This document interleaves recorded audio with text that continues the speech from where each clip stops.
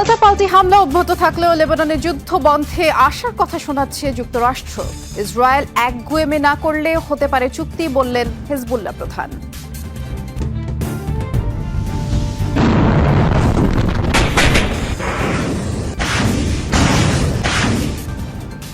গাজায় ইসরায়েলি বাহিনীর বর্বরতায় আরও শতাধিক ফিলিস্তিনির প্রাণহানি।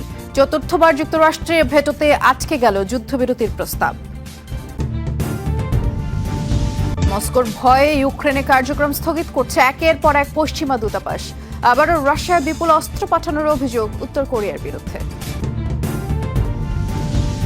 ইসরায়েলি আগ্রাসনের বিরুদ্ধে ব্যাপক প্রতিরোধ করে তুলেছে হিজবুল্লাহ যোদ্ধারা। বুধবার সীমান্তবর্তী শহরগুলোতে ইসরায়েলি সেনাদের টার্গেট করে চালানো হয়েছে তীব্র হামলা। লেবাননের দক্ষিণ সীমান্তে খাইমেতে ইসরায়েলি ঘাঁটিতে শক্তিশালী হামলা হয়েছে। এর আগে মঙ্গলবার মধ্যরাতেও দখলকৃত কাফের শৌবা পার্বত্য এলাকার সামাকা শহরে হিজবুল্লাহর তুমুল প্রতিরোধের মুখে পড়ে আইডিএফের সেনারা। আর এসব হামলায় কেউ হতাহত হয়েছে কিনা সে বিষয়ে কোনো তথ্য জানা যায়নি। তবে ইসরায়েলের উত্তরাঞ্চলীয় শহর একোর একটি কিন্ডারগার্টেনের রকেট হামলায় এক ইসরায়েলি আহত হয়েছে।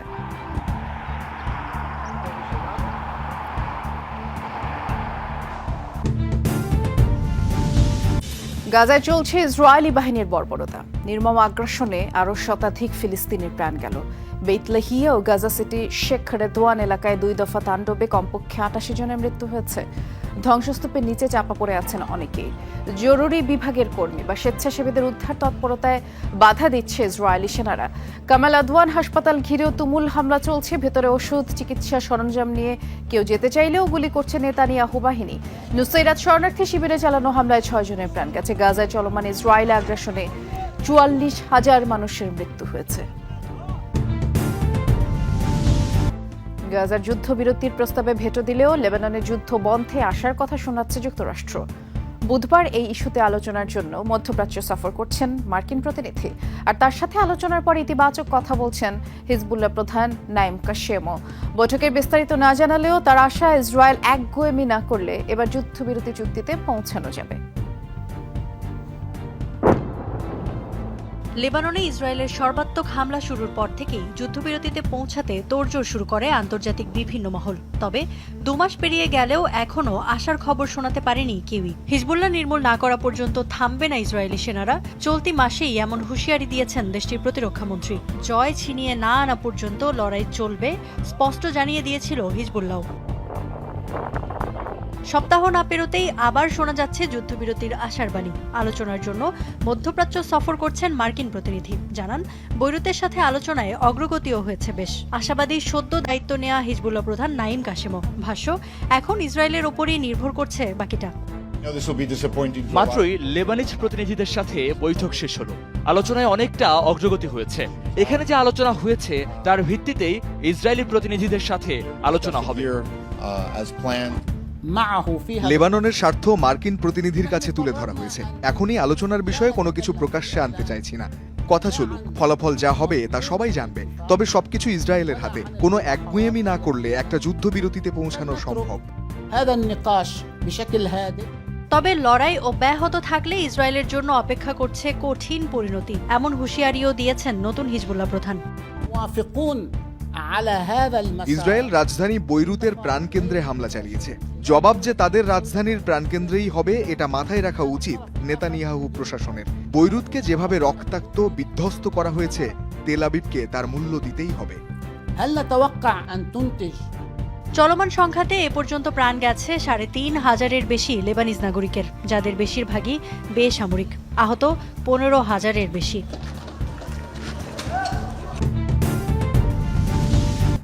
ঘুষ ও প্রতারণার দায়ে যুক্তরাষ্ট্রের আদালতে অভিযুক্ত হলেন ভারতীয় ধনকুবের গৌতম আদানি।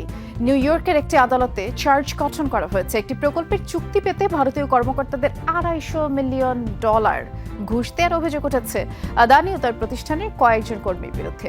মার্কিন বিনিয়োগকারীদের আকৃষ্ট করতে প্রতারণার আশ্রয় নেওয়ার কথা বলা হয়েছে ওই চার্জশিটে।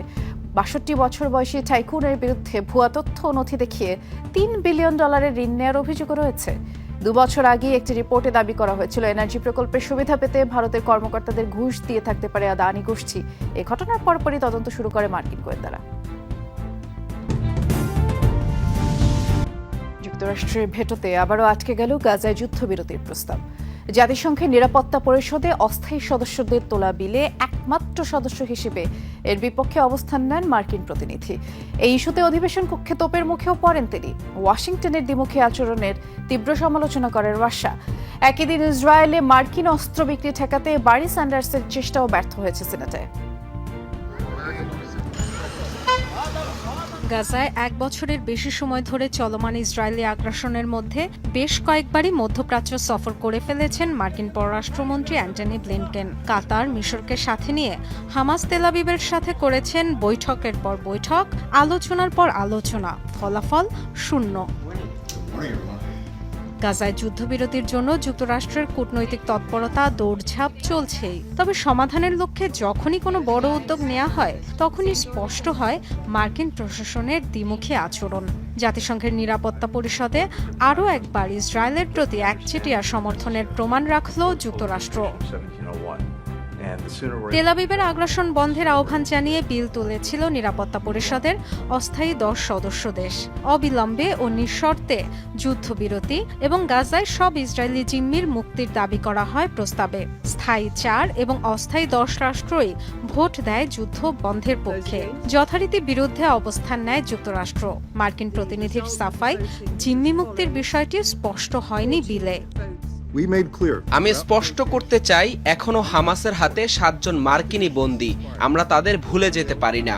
আমাদের তরফ থেকে কূটনৈতিক সমাধানের চেষ্টা করে যাবে, যাতে গাজায় ফিলিস্তিনিদের শান্তি, নিরাপত্তা ও স্বাধীনতা নিশ্চিত হয়।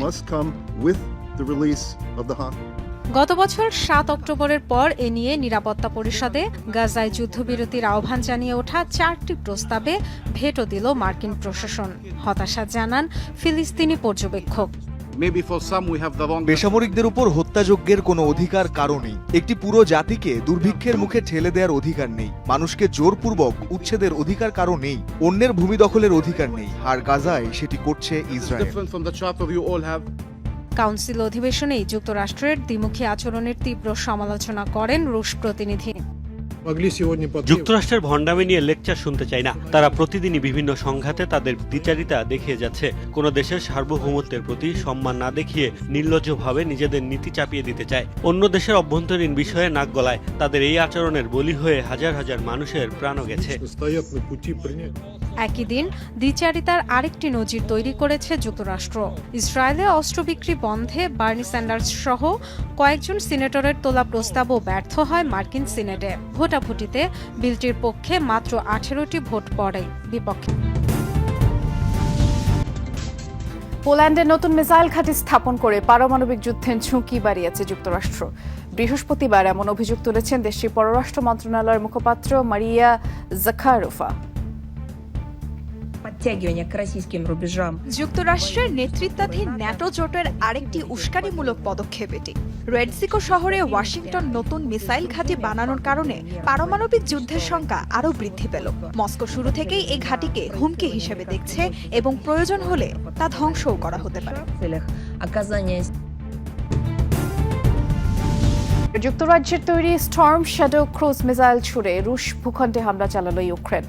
বুধবার রাশিয়ার অভ্যন্তরে চালানো হামলায় প্রথমবার ব্রিটেনের দেয়া দূরপাল্লার মিসাইল ব্যবহার করল কিয়েভ। তবে এ বিষয়ে কোনো মন্তব্য করেনি ব্রিটিশ সরকার। একদিন আগেই মার্কিন মিসাইল ATACMS দিয়েই হামলা চালায় দেশটি এবং রাশিয়ার সামরিক ব্লগাররা নিশ্চিত করেছে স্টর্ম শ্যাডো মিসাইল হামলার তথ্য। তারা জানায় দেশটির কুরস্ক অঞ্চলে ব্যাপক বিস্ফোরণের শব্দ শোনা গেছে। অন্তত 14টি বিস্ফোরণ হয়েছে এলাকাটিতে।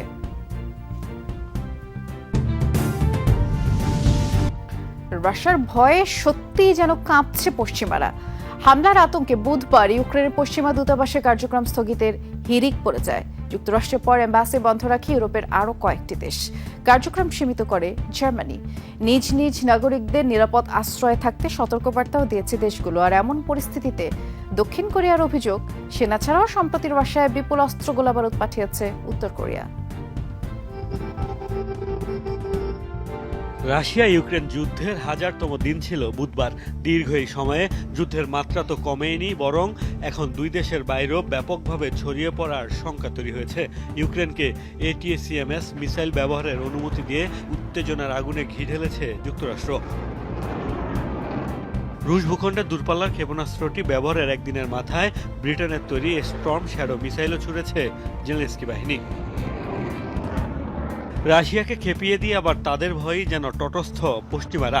মস্কোর হামলার আতঙ্কে বেশ কয়েকটি দেশ বুধবার কিয়েভে তাদের দূতাবাসের কার্যক্রম বন্ধ রেখেছে। যুক্তরাষ্ট্র ছাড়াও এই তালিকায় আছে ইতালি, গ্রিস ও স্পেন। দূতাবাসের কার্যক্রম সীমিত করেছে জার্মানি, নাগরিকদের সতর্ক থাকার নির্দেশ দিয়েছে ফ্রান্সও। উত্তপ্ত পরিস্থিতিতে আরও সামরিক সহায়তা নিয়ে রাশিয়ার পাশে দাঁড়িয়েছে উত্তর কোরিয়া। প্রতিবেশী দক্ষিণ কোরিয়ার দাবি 11,000 সেনা পাঠানোর পাশাপাশি রাশিয়া সম্প্রতি বিপুল অস্ত্র পাঠিয়েছে পিয়ংইয়ং। এর মধ্যে রয়েছে রকেট লঞ্চার, দূরপাল্লার গোলাবারুদ ও মিসাইল শেল।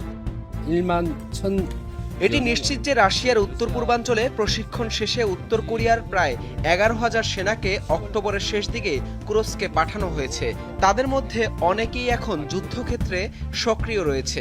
শুধু সেনাই নয়, আমাদের কাছে খবর আছে বিভিন্ন সামরিক সরঞ্জামও পাঠাচ্ছে পিয়ংইয়ং, যার মধ্যে 170 mm howitzer, 240 mm multiple rocket launcher সহ বিভিন্ন অস্ত্র রয়েছে।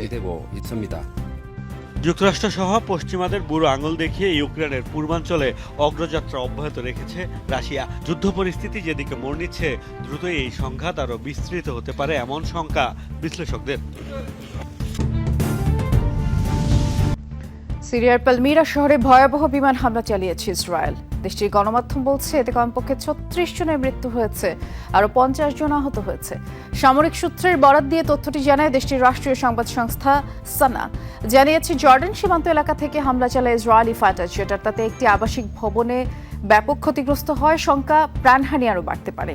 গাজায় নির্মম আগ্রাসনের পাশাপাশি সিরিয়াতেও নিয়মিত হামলা চালাচ্ছে ইসরায়েল। দাবি ইরান সমর্থন পুষ্ট গোষ্ঠীগুলোর সামরিক স্থাপনাই তাদের টার্গেট।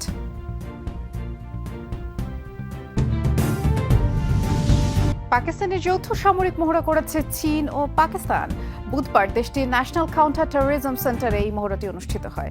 পাকিস্তান সেনাবাহিনীর তথ্য মতে 3 সপ্তাহ ধরেই চলবে এই শক্তিমত্তার প্রদর্শন। এ সময় দক্ষিণ পশ্চিম বেলুচিস্তানে বিচ্ছিন্নতাবাদীদের বিরুদ্ধে নতুন আরও একটি সামরিক অভিযান শুরুর ঘোষণা দেয় পাকিস্তান। তবে সেই অভিযান কি চীনের সাথে যৌথভাবে চালানো হবে সে বিষয়ে কোনো তথ্যই দেওয়া হয়নি। এ মহড়াকে ওয়ারিয়র 8 বলছে কর্তৃপক্ষ। এতে অংশ নিয়েছে দুদেশের কয়েকশো সেনা।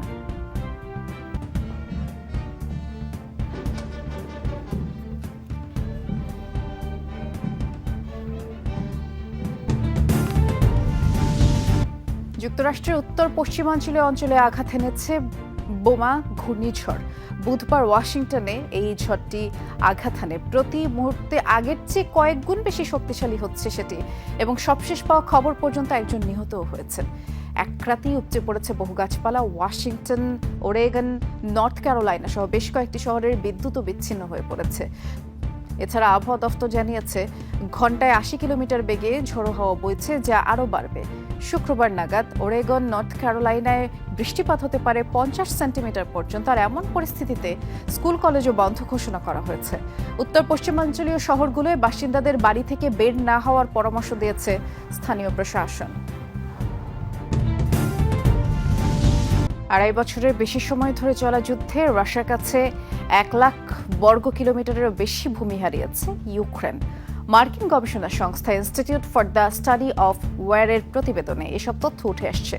আর যুক্তরাষ্ট্র, ইউরোপীয় মিত্রদের বিশাল সামরিক সহায়তার পরও 2023 সালের তুলনায় এবছর ইউক্রেনের প্রায় 6 গুণ বেশি এলাকার নিয়ন্ত্রণ নিয়েছে মস্কো। এর বিপরীতে রুশ ভূখণ্ডের 1000 বর্গ কিলোমিটার এলাকা দখলে নেয় কিয়েভ, যার বেশিরভাগই পুনরুদ্ধার করেছে পুতিন বাহিনী। পাল্টাপাল্টি হামলায় অগ্নিগর্ভ রাশিয়া ইউক্রেন রণক্ষেত্র। মার্কিন প্রেসিডেন্ট হিসেবে ডোনাল্ড ট্রাম্প দায়িত্ব নিলে প্রায় 3 বছর ধরে চলমান এই সংঘাতের শেষ হবে এমন প্রত্যাশা অনেকের। কিন্তু ট্রাম্পের অভিষেকের আগে নতুন করে চলছে উত্তেজনার পারদ। আগুনে যেন আরও ঘি ঢালতে চাইছে বিদায়ী বাইডেন প্রশাসন। মেয়াদ শেষ হওয়ার 2 মাস আগে ইউক্রেনকে রুশ ভূখণ্ডে দূরপাল্লার মিসাইল ATACMS ব্যবহারের অনুমতি দিয়েছে তারা। সরবরাহ করবে বিতর্কিত অ্যান্টি পার্সোনেল ল্যান্ডমাইনও। অবশ্য যুদ্ধের শুরু থেকেই পশ্চিমাদের ব্যাপক সহায়তার পরও মস্কোর বিপরীতে খুব একটা সুবিধা করতে পারেনি কিয়েভ। এরই মধ্যে রাশিয়ার কাছে 1,10,649 বর্গ কিলোমিটার এলাকা হারাতে হয়েছে ইউক্রেনকে।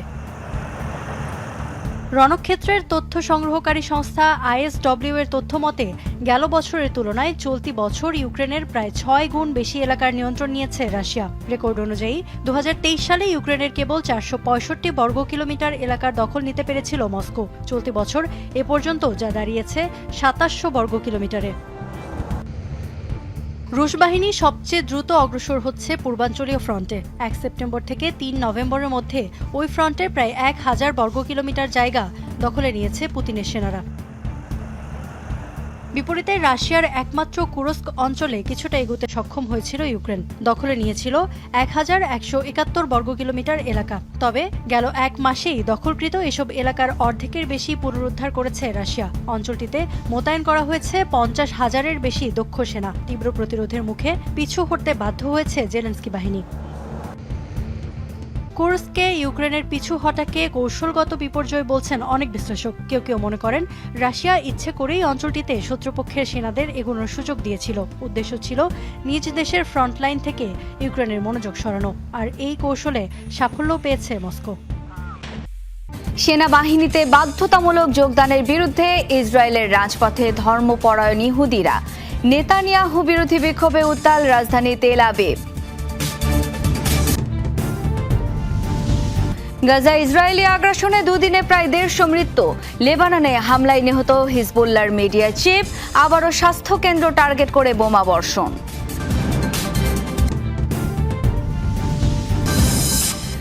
ইউক্রেনকে রাশিয়ার বিরুদ্ধে দূরপাল্লার ক্ষেপণাস্ত্র ব্যবহারের অনুমতি দিল বাইডেন প্রশাসন। বাধতে পারে তৃতীয় বিশ্বযুদ্ধ, হুঁশিয়ারি মস্কোর। দর্শক আমন্ত্রণ, যমুনা ডেস্কে এতক্ষণ শিরোনাম দেখছিলেন। আপনাদের সাথে আছি আমি শাওন দত্ত।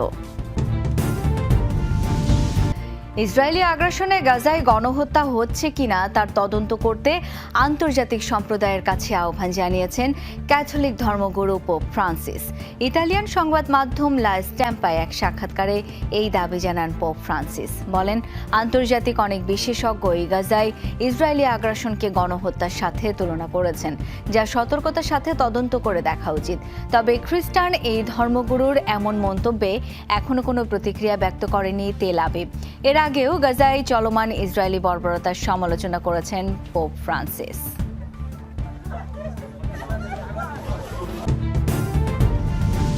গাজায় ইসরায়েলের বর্বরতা চলছে।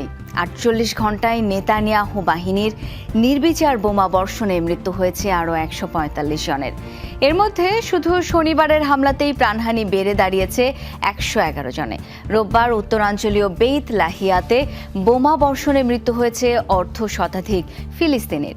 সোমবার সকালেও দক্ষিণ গাজার নিরাপদ ঘোষিত স্থানে বিমান হামলা চালিয়েছে IDF। ভারী বোমা বর্ষণ করা হয় আল মাওয়াসি ক্যাম্পে। টার্গেট করা হয় শরণার্থীদের তাঁবু। 2 শিশু সহ যাতে প্রাণ হারান অন্তত 4 জন।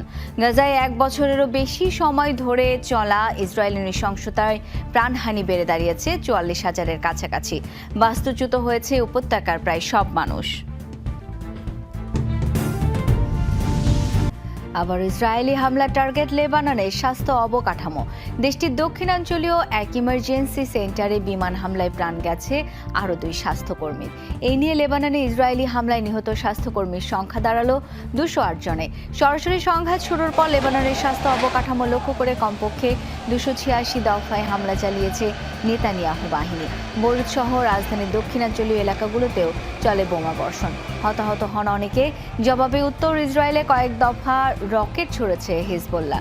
টার্গেট করা হয় কিরিয়াত শোমনা এলাকার বিভিন্ন সামরিক স্থাপনা। গত 2 মাসে ইসরায়েলি স্থাপনা লক্ষ্য করে 1300-এরও বেশি সামরিক অভিযানের কথা জানিয়েছে হিজবুল্লাহ। পাশাপাশি বন্দরনগরী ইলিয়াতে ড্রোন হামলা চালিয়েছে ইরাকের সশস্ত্র বাহিনী ইসলামিক রেজিস্ট্যান্স, যদিও তা প্রতিহতের দাবি করেছে IDF।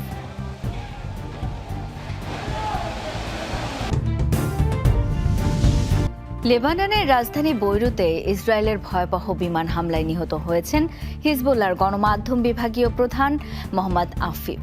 রোববার কোনো রকম সতর্কবার্তা ছাড়াই বৈরুতের রাস আল নাবা জেলায় হামলা চালায় আইডিএফ। সে সময় বাথ পার্টির অফিসে অবস্থান করছিলেন মোহাম্মদ আফিফ। রয়টার্সের বরাত দিয়ে তার মৃত্যুর খবর জানিয়েছে লেবাননের একটি নিরাপত্তা সূত্র। তবে এই বিষয়ে এখনো কোনো মন্তব্য করেনি হিজবুল্লাহ। ভয়াবহ এই হামলায় শিশুসহ আরও 3 জনের মৃত্যু হয়েছে, আহত হয়েছেন অন্তত 14 জন। মোহাম্মদ আফিফ হিজবুল্লাহর গণমাধ্যম বিভাগের দায়িত্ব নেয়ার আগে দীর্ঘদিন গোষ্ঠীটির আল মানার টেলিভিশন স্টেশন পরিচালনা করেছেন। এছাড়া তিনি হিজবুল্লাহ প্রধান হাসান নাসরুল্লাহর মিডিয়া উপদেষ্টা হিসেবেও দায়িত্ব পালন করেছেন। সেনাবাহিনীতে যোগ না দেওয়ার দাবিতে আলট্রা অর্থোডক্স ইহুদিদের বিক্ষোভে উত্তাল ইসরায়েল। ধর্মচর্চায় ব্যস্ত এই সম্প্রদায়ের দাবি, প্রয়োজনে প্রাণ দেবেন, তবুও যুদ্ধে অংশ নেবেন না। সেনাবাহিনীতে বাধ্যতামূলক যোগদানের জন্য এবার তাদের বাড়িতে নোটিশ পাঠাচ্ছে নেতানিয়াহু সরকার, যার প্রতিবাদে চলছে সরকার বিরোধী এই আন্দোলন। খোদ ইসরায়েলকেই ইহুদি বিদ্বেষী রাষ্ট্র আখ্যা দিয়েছে বিক্ষোভকারীরা। ইহুদি বিদ্বেষী রাষ্ট্র ইসরায়েল, এমন ব্যানার ফেস্টুন হাতে বিক্ষোভ চলছে খোদ ইসরায়েলেই। সরকার বিরোধী আন্দোলনে উত্তাল রাজধানী তেল আবিব। নেতানিয়াহু প্রশাসনের বিরুদ্ধে ইহুদিদের ধর্মীয় অনুভূতিতে আঘাত হানার অভিযোগ বিক্ষোভকারীদের। ইসরায়েলের সব তরুণের জন্য সেনাবাহিনীতে কাজ করা বাধ্যতামূলক হলেও এতদিন ধর্মচর্চায় জীবন অতিবাহিত করা আল্ট্রা অর্থোডক্সরা বিশেষ ছাড় পেয়ে আসছিলেন। কয়েক মাস আগে আল্ট্রা অর্থোডক্স ইহুদিদের সামরিক বাহিনীতে বাধ্যতামূলক যোগদানের বিধান রেখে সেনা নিয়োগ আইন সংস্কারের উদ্যোগ নেওয়া হয়। সে সময় ব্যাপক বিক্ষোভের মুখে পড়ে নেতানিয়াহু সরকার। সম্প্রতি সেনাবাহিনীতে যোগদানের জন্য কয়েক হাজার আল্ট্রা অর্থোডক্স ইহুদি তরুণের কাছে নোটিশ পাঠানোর পর নতুন করে ছড়িয়েছে উত্তেজনা। আন্দোলনকারী নাগরিকদের ওপর ব্যাপক চড়াও হয়েছে ইসরায়েলের নিরাপত্তা বাহিনী। বিক্ষোভ থামাতে চালিয়েছে ব্যাপক ধরপাকড়। তবে আন্দোলনকারীরাও নাছোড়বান্দা, প্রাণ দেবেন তবু যোগ দিবেন না সামরিক বাহিনীতে। ইসরায়েলি সরকার আমাদের ধর্মচর্চায় ব্যস্ত মানুষগুলোকে সেনাবাহিনীতে নিয়োগ দিতে চায়। এ কারণেই বিক্ষোভ প্রতিবাদ করছে তরুণরা। ধর্মের জন্য ইহুদিদের প্রাণ বিসর্জনের বহু ইতিহাস রয়েছে। প্রয়োজনে প্রাণ দেব, জেলে যাব, তারপরও ধর্মত্যাগ করতে পারবো না। এই রাজনৈতিক সংঘাত গণহত্যায় আমরা সরাসরি অংশ নেব না। সুপ্রিম কোর্ট কিংবা নেসেটও আমাদের সেখানে পাঠাতে পারবে না। আমাদের পরিচয় ইসরায়েলি নয়, ইহুদি। কোনোভাবেই আমাদের সামরিক বাহিনীতে যোগ দিতে বাধ্য করা যাবে না। ইসরায়েলের সরকার বলছে মোট 7,000 আল্ট্রা অর্থোডক্স ইহুদি তরুণকে সেনাবাহিনীতে যোগ দেওয়ার জন্য নোটিশ পাঠানো হবে।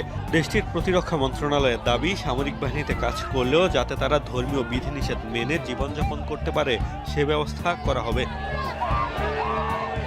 মোস্তফা মাহমুদ, যমুনা নিউজ।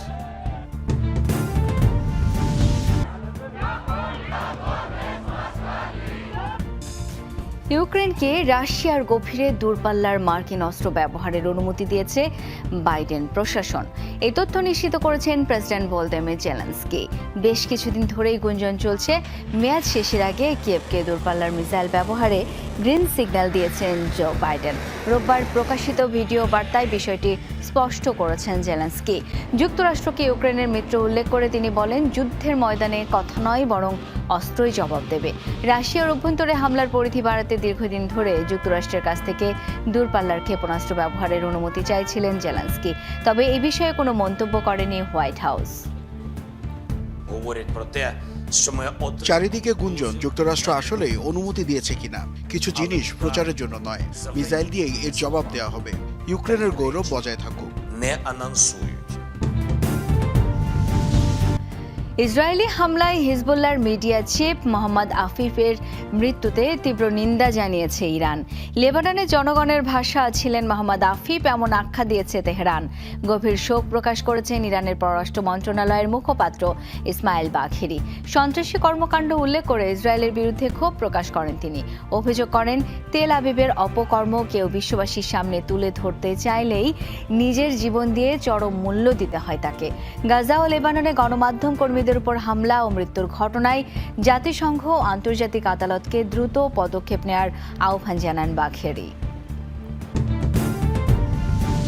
রাশিয়ার বিরুদ্ধে মার্কিন দূরপাল্লার ক্ষেপণাস্ত্র ব্যবহার করলে বাধতে পারে তৃতীয় বিশ্বযুদ্ধ, এমন হুঁশিয়ারি দিয়েছেন রুশ আইন প্রণেতারা। বিশ্লেষকদের শঙ্কা, ওয়াশিংটনের এমন সিদ্ধান্তের ফলে বাড়তে পারে যুদ্ধের পরিধি, জড়াতে পারে ন্যাটোভুক্ত অন্যান্য দেশ, মোড় নিতে পারে যুদ্ধ পরিস্থিতি। পশ্চিমাদের বিরুদ্ধে সরাসরি যুদ্ধ ঘোষণা করবেন পুতিন, বলছেন এমনটাও। নীতিতে উল্লেখযোগ্য পরিবর্তন এনে রাশিয়ার বিরুদ্ধে ইউক্রেনকে দূরপাল্লার ক্ষেপণাস্ত্র ব্যবহারের অনুমতি দিল যুক্তরাষ্ট্র। ফলাফলস্বরূপ মার্কিন সহায়তাপ্রাপ্ত আর্মি ট্যাকটাইল মিসাইল সিস্টেম দিয়ে রুশ ভূখণ্ডের আরও ভেতরে হামলা চালাতে পারবে কিয়েভ। মূলত এই সিদ্ধান্তের পর থেকেই নতুন মোড় নিতে যাচ্ছে রাশিয়া ইউক্রেন যুদ্ধ। সর্বোচ্চ 300 কিলোমিটার পাল্লার এই মিসাইল সিস্টেম যদি কিয়েভ ব্যবহার করে তাহলে বদলে যেতে পারে যুদ্ধ পরিস্থিতি, বাড়তে পারে পরিধি, এমনটাই ধারণা বিশ্লেষকদের। বলা হচ্ছে এই সিদ্ধান্ত পুতিন বাহিনীর বিরুদ্ধে অনেকটাই এগিয়ে দিবে ইউক্রেনকে। আলোচনার টেবিলে আরও প্রাধান্য পাবে জেলেনস্কি প্রশাসন। আমি মনে করি যুক্তরাষ্ট্র যে এই ইস্যু থেকে বের হতে চাচ্ছে না, রাশিয়ার জন্য এটি একটি সংকেত। পাশাপাশি ওয়াশিংটন যে ইউক্রেনকে সমর্থন দিয়ে যাবে, এটা তারই বার্তা। এই সিদ্ধান্তের ফলে যুক্তরাষ্ট্র যুদ্ধে কূটনৈতিকভাবে জড়িয়ে যাচ্ছে, কৌশলগতভাবে আরও শক্তিশালী সামরিক অবস্থানে যাবে বাইডেন প্রশাসন, যাতে যে কোনো ধরনের আলোচনায় সুবিধা হয়। বিশ্লেষকদের মতে এমন সিদ্ধান্তকে রাশিয়ার সাথে পশ্চিমাদের সরাসরি সংঘাত হিসেবেই দেখবে মস্কো। ফলে ন্যাটো দেশগুলোর বিরুদ্ধে সরাসরি যুদ্ধ ঘোষণা করতে পারে পুতিন প্রশাসন। পোল্যান্ড সহ বাল্টিক দেশগুলো এই সিদ্ধান্তকে স্বাগত জানাবে। পূর্ব ইউরোপের দেশগুলো এর দাবি বহু আগে থেকেই জানিয়ে আসছিল। জার্মানিও খুশি হবে।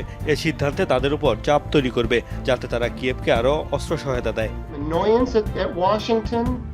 এদিকে ওয়াশিংটনের এ ধরনের পদক্ষেপে তৃতীয় বিশ্বযুদ্ধের শঙ্কা বাড়ছে বলে সতর্ক করেছে শীর্ষ রুশ আইন প্রণেতারা। তারা বলছেন ইউক্রেন যুক্তরাষ্ট্রের দেয়া মিসাইল ব্যবহার করলে সর্বোচ্চ জবাব দেবে মস্কো। এর আগে মার্কিন অস্ত্র দিয়ে রুশ সীমান্তবর্তী এলাকাগুলোতে হামলার অনুমতি দেয় ওয়াশিংটন। অনিক রহমান, যমুনা নিউজ। 2 মাসের মধ্যে ইউক্রেনের সবচেয়ে বড় হামলা চালিয়েছে রাশিয়া। মৃত্যু হয়েছে কমপক্ষে 16 জনের। বিদ্যুৎ স্থাপনা টার্গেট করে 2 শতাধিক ড্রোন মিসাইল ছুড়েছে মস্কো। ব্ল্যাকআউটের কবলে পড়ে পুরো ইউক্রেন। হামলা হয়েছে ওডেসা, সামি, মাইকোলাইভে। সামিতে মিসাইলের আঘাতে বিধ্বস্ত হয় একটি 9তলা ভবন। 11 জনের মৃত্যু, 89 জন আহত হয়েছে অঞ্চলটিতে। ওডেসা ও লাভিভেও হয়েছে প্রাণহানি।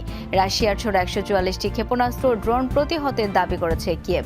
রুশ প্রতিরক্ষা মন্ত্রণালয় জানিয়েছে সব সামরিক টার্গেটে নির্ভুল আঘাত হেনেছে সেনারা।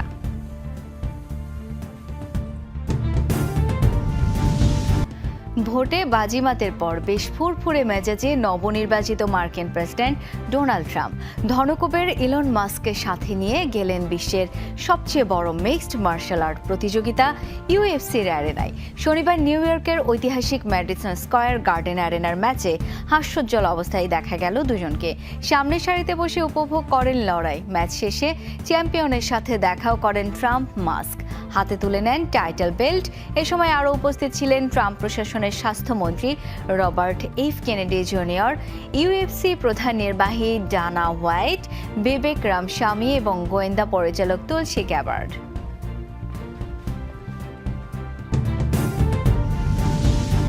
গ্রিসে ছাত্র আন্দোলনে ব্যাপক সংঘর্ষ হয়েছে পুলিশ শিক্ষার্থীদের মধ্যে। রোববার রাজধানী এথেন্স সহ আশপাশের বেশ কয়েকটি শহরে ঘটে ছাত্র পুলিশ সংঘর্ষ। সামরিক সরকারের বিরুদ্ধে 1973 সালে যে ঐতিহাসিক ছাত্র আন্দোলন হয়েছিল তার 51তম বার্ষিকী উপলক্ষে শোক মিছিল বের করে বর্তমান শিক্ষার্থীরা। ক্রমেই যা রূপ নেয় গাজায় ইসরায়েলি আগ্রাসনের প্রতিবাদী সমাবেশে। ইসরায়েলকে খুনি রাষ্ট্র আখ্যা দেয় বিক্ষোভকারীরা। ইসরায়েলের পাশাপাশি যুক্তরাষ্ট্রের পতাকাতেও আগুন দিয়ে প্রকাশ করে ক্ষোভ। পরিস্থিতি নিয়ন্ত্রণে ছাত্রদের উপর একসময় লাঠিচার্জ করে পুলিশ, ছড়ায় সংঘর্ষ। ছাত্রদের বিরুদ্ধে পেট্রোল বোমা ছোড়ার অভিযোগও তুলছে প্রশাসন।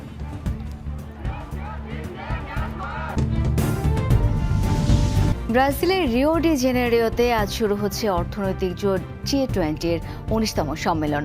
অংশ নিতে এরই মধ্যে ব্রাজিলে পৌঁছেছেন চীনের প্রেসিডেন্ট শি জিনপিং, ভারতের প্রধানমন্ত্রী Narendra Modi, German chancellor Olaf Scholz সহ বিভিন্ন দেশের রাষ্ট্র সরকার প্রধানরা। 2 দিনব্যাপী সম্মেলনকে ঘিরে নিরাপত্তা জোরদার করা হয়েছে সমুদ্র ঘেঁষা রিও ডি জেনেরিওতে। মোতায়েন করা হয়েছে অতিরিক্ত সেনা সদস্য, সাজোয়া যান ও নৌজাহাজ। সীমিত করা হয়েছে যান চলাচল। এবারের G20 সম্মেলনের প্রতিপাদ্য একটি ন্যায়সঙ্গত বিশ্ব টেকসই গ্রহ তৈরি করা। বিশ্বের 20টি প্রধান অর্থনীতির দেশের নেতাদের নিয়ে প্রতি বছর আয়োজন করা হয় G20 সম্মেলন।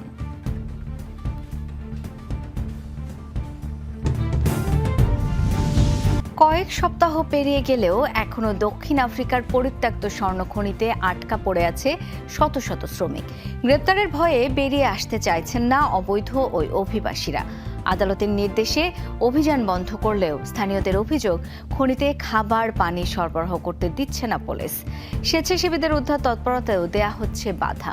এই পরিস্থিতিতে আটকে পড়াদের ভাগ্যে কি ঘটবে তা নিয়ে তৈরি হয়েছে শঙ্কা। দক্ষিণ আফ্রিকার উত্তর পশ্চিমে স্টিল ফাউন্টেন শহরের সেই পরিত্যক্ত স্বর্ণখনিতে এখনও আটকা পড়ে আছে কয়েকশো শ্রমিক। খনিতে ধোঁয়া দিয়ে দমবন্ধ পরিস্থিতি তৈরির নির্দেশও দেওয়া হয়েছিল, যাতে ভেতরে থাকতে না পেরে বেরিয়ে আসতে বাধ্য হয় আটকে পড়া শ্রমিকরা। শেষমেশ এই সিদ্ধান্ত থেকে সরে এলেও খনিমুখ ছেড়ে যায়নি পুলিশ। বেশ কিছুদিন ধরে খাবার ও পানি সরবরাহ বন্ধ। স্বেচ্ছাসেবী ও উদ্ধারকর্মীদের কাজেও বাধা দিচ্ছে পুলিশ। খাবারের অভাবে বেশিরভাগই মৃতপ্রায়। বৃহস্পতিবার খনি থেকে একজনের মরদেহ উদ্ধার করা হয়েছে। জীবিত বের করা হয় 3 জনকে, যাদের আটকও করা হয়েছে। গ্রেফতারের ভয়ে এখনও খনিতে লুকিয়ে রয়েছে বাকিরা। বিভিন্ন শ্রমিক সংগঠন ও ডানপন্থী রাজনীতিবিদদের চাপে শ্রমিকদের জোর করে বের করে আনার সিদ্ধান্ত নিয়েছিল স্থানীয় পুলিশ। তবে অমানবিক বিবেচনায় শ্রমিকদের নিঃশর্তে খনি থেকে বের হওয়ার সুযোগ দেওয়ার নির্দেশ দেয় আদালত। প্রিটোরিয়া কোর্টের নির্দেশ মেনে নিলেও এলাকা থেকে সরে যায়নি পুলিশ। তাদের দাবি, যাতে সহিংসতা না ছড়ায় সেজন্যই নেওয়া হয়েছে অতিরিক্ত নিরাপত্তা ব্যবস্থা। তবে উদ্ধার হওয়া খনি শ্রমিক ও স্থানীয়দের দাবি, পুলিশের উপস্থিতি বাধা তৈরি করছে উদ্ধারকর্মীদের কাজে। সব মিলিয়ে বিভীষিকাময় এক পরিস্থিতি। কি ঘটবে আটকে পড়াদের ভাগ্যে এখনও অনিশ্চিততা। তাজরিয়ান সোবহান, যমুনা নিউজ। মানুষ নয়, এবার শিশুদের সদয় হওয়া শেখাচ্ছে হাঁস ও মুরগি। রোমানিয়ার রাজধানী বুখারেস্টের স্কুলগুলোতে শিশুদের দয়া ও মানবতার মতো সদ্গুণ শেখানোই শ্রেণীকক্ষে ছেড়ে দেয়া হচ্ছে হাঁস মুরগি। অবুঝ এই পশু পাখির নানা রকম নিষ্পাপ কর্মকাণ্ড দেখে ও তাদের সাথে সময় কাটিয়ে উদারতা শিখবে ছোটরা। এই উদ্দেশ্যেই এরকম ব্যতিক্রমী উদ্যোগ। রোমানিয়ার ছোট্ট এক গ্রাম সিন্ড্রিলিতা, সেখানকার এক স্কুলের দৃশ্য এটি। শ্রেণীকক্ষেই ছেড়ে দেওয়া হয়েছে একজোড়া হাঁস ও মুরগি। দুর্ঘটনায় আহত হওয়ার পর উদ্ধার করা হয়েছে তাদের। বন্ধুত্বপূর্ণ স্বভাবের হাঁসটির নাম বাবলস। শিশুদের মাঝে ডানা ঝাপটে লেজ নেড়ে প্রকাশ করছে তার আনন্দ উত্তেজনা। আরেকদিকে শান্ত স্বভাবের মুরগি রোডিকাও ঘুরে বেড়াচ্ছে আদুরে ভঙ্গিতে। শিশুদের মাঝে বেড়ে চলা হিংসাত্মক কর্মকাণ্ড ঠেকাতে রোমানিয়ার একটি সামাজিক সংগঠন নিয়েছে এই অভিনব উদ্যোগ। দেশটির 20টি স্কুলের 5ম ও 6ষ্ঠ শ্রেণীর শিশুদের মাঝে শুরু হয়েছে কার্যক্রম। ছবি কিংবা গল্পের মাধ্যমে শেখার চেয়েও শিশুদের ওপর সুদূরপ্রসারী প্রভাব ফেলছে ব্যতিক্রমধর্মী এই উদ্যোগ। ছবি দেখিয়ে কিংবা টেলিভিশনে প্রাণী অধিকার নিয়ে কোনো আলোচনা শোনানোর চেয়ে বাস্তবে পশু পাখিদের সাথে সময় কাটানো মানসিকভাবে আরও বেশি প্রভাব ফেলছে শিশুদের ওপর। এটি নিঃসন্দেহে একটি অনন্য উদ্যোগ। দুর্ঘটনায় আঘাত পাওয়া, উদ্ধার করা কিংবা দেহের কোনো একটি অঙ্গ হারিয়ে বিকলাঙ্গ হয়ে পড়া পশু পাখিদের যুক্ত করা হচ্ছে এ আয়োজনে। এর মাধ্যমে ভিন্ন ব্যক্তিত্বকে স্বাভাবিকভাবে গ্রহণের মানসিকতাও তৈরি হচ্ছে শিশুদের।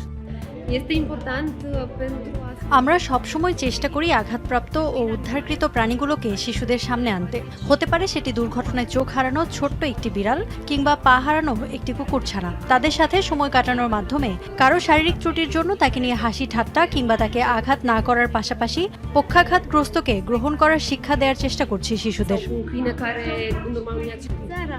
বিশেষজ্ঞরা বলছেন, অবুঝ প্রাণীদের সাথে সময় কাটিয়ে তাদের নিষ্পাপ আচরণ থেকে মায়া, মমতা ও সহমর্মিতা শিখতে পারে শিশুরা। এতে শিশুদের নেতিবাচকতা কমে আসে, বিকাশ হয় মানবিকতার। সাবরিনা নুসরাত, যমুনা নিউজ।